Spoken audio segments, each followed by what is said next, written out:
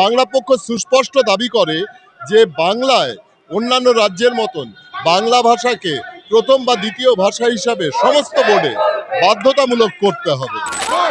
আজকে কিসের লড়াই নিয়ে আমরা বাংলা পক্ষ বাঙালির ভারতের জাতীয় সংগঠন, আমরা এসছি হচ্ছে পশ্চিমবঙ্গে বাংলার যে শিক্ষা ব্যবস্থা আছে সেই শিক্ষা ব্যবস্থায় ধরুন প্রত্যেকটা, এটা তো একটা যুক্তরাষ্ট্রের কাঠামোর মধ্যে ভারতটা, ধরুন বিভিন্ন রাজ্যে মহারাষ্ট্র, গুজরাট, তামিলনাড়ু, বিহার, উত্তরপ্রদেশ, রাজস্থান, সমস্ত জায়গায়, সমস্ত রাষ্ট্রে সেই সমস্ত জায়গায় বাংলা তাদের রাজ্য ভাষাটা সেখানে বাধ্যতামূলক করা আছে স্কুল স্তরের পরীক্ষাগুলোতে বা স্কুল স্তরের সিলেবাসে। তো বাংলা এখানে দেখা যাচ্ছে বাংলার সাথে সাথে হিন্দি, উর্দু সহ অনেকগুলো ভাষাকে অপশনাল করে রেখে দেওয়া হয়েছে, মানে নিতে পারে, বাংলা ছাড়াও পশ্চিমবঙ্গে বা তার পড়াশুনোর পাঠ চলতে পারে।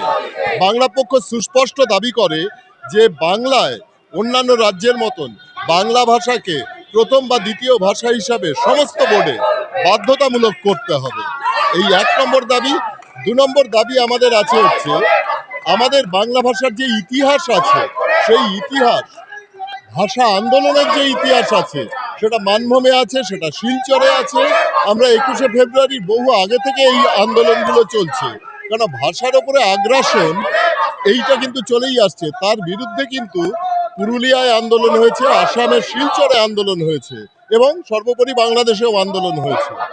তো আমরা চাইছি যে বাংলার ইতিহাসের সিলেবাসে বাংলা ভাষার আন্দোলনকে অধিক গুরুত্ব দিয়ে বারবার পড়াতে হবে। এর সঙ্গে জড়িয়ে রয়েছে বাঙালির একটা জাতীয়তা বোধের ব্যাপার। আসলে আমরা ভাষা নিয়ে এত কথা বলছি একটাই কারণে, ভাষার সাথে কিন্তু জড়িয়ে রয়েছে কর্মসংস্থান, অর্থনীতি, সমস্ত কিছু। একটা ভাষা যদি সে বিলুপ্ত হয়ে যায় তাহলে কিন্তু তার সমস্ত কিছু, তার অর্থনৈতিক জায়গাটাই দুর্বল হয়ে পড়ে।